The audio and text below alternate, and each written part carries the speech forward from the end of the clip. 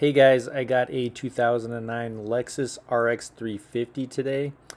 I just had a key made and programmed for the car, but we couldn't get the buttons on the key to work, so this is how I ended up programming it. I went on Google and I tried a bunch of the opening and closing of the doors, or turning the key on, turn it off, pressing the brake pedal, doing all that stuff, and none of that worked. I couldn't even get it into programming mode. So I'm using this Autel K100 key programmer, and at first I'm going to plug in the OBD2 receiver and then do the auto VIN. After I get that VIN, I'm going to go OK. It's going to decode the VIN.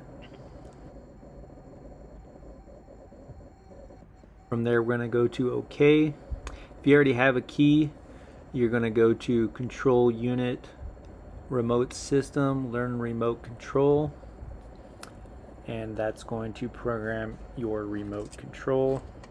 So now you insert that key, turn the key on, the ignition on,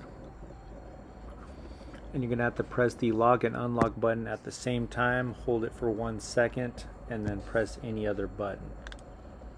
So I held it there, pressed the button, and programming is successful.